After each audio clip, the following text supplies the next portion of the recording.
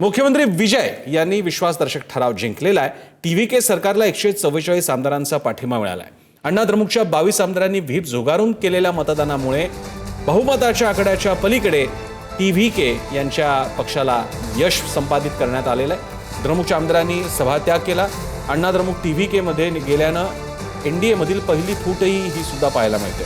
मुख्यमंत्री विजय यांनी विधानसभेत आपला बहुमताचा ठराव यशस्वीपणे जिंकलाय। अण्णा द्रमुकचे सरचिटणीस एडापड्डी पलानीस्वामी यांचा विरोध आणि ताकीद धुडकावून त्यांच्याच पक्षातील बंडखोर गटानं विजय यांच्या बाजूने मतदान केल्यानं सरकार बहुमतानं टिकलेलं आहे। विधानसभेत झालेल्या महत्त्वपूर्ण मतदानानंतर विजयाच्या समर्थनार्थ 144 मतं मिळाली। दिल्लीहून शिवाजी काळे या घडामोडींकडे लक्ष ठेवून आहेत। शिवाजी,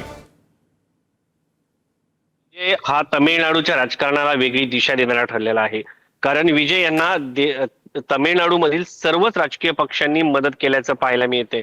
कारण डीएमकेने जेव्हा विश्वासमत ठराव मांडला जाणार होता तेव्हा सभात्याग केला। याचा अर्थ जी फिगर होती, भविष्यात जर काही अडचण आली असती तर एक प्रकारे ती कमी झाली आणि त्यामुळं एक प्रकारे टीव्हीकेला म्हणजे विजय यांना मदत होणार होती। दुसरीकडे एआयडीएमके डीएमके हे दोन प्रमुख पक्ष आहेत। त्या एआयडीएमकेच्या पक्षामध्ये देखील फूट पडली आणि त्यांच्या पक्षातील साधारण 25 आमदारांनी टीव्हीकेला पाठिंबा दिल्याचं आपल्याला पाहायला मिळते। तर एकंदरीत जर पाहिलं दुसरे जे बाकीचे इतर पक्ष आहे, काँग्रेस सारख्या 5 आमदारांनी देखील या अगोदरच विजय यांना पाठिंबा दिलेला आहे।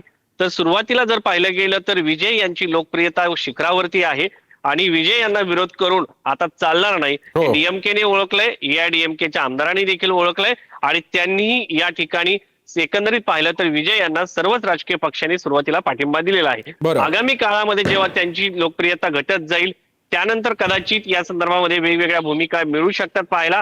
त्यावेळी डीएमके म्हणू शकते की तमिळनाडूच्या विजयासाठी उत्कर्षासाठी आम्ही पाठिंबा दिला होता। बरं, धन्यवाद शिवाजी, तुम्ही दिलेल्या माहितीबद्दल।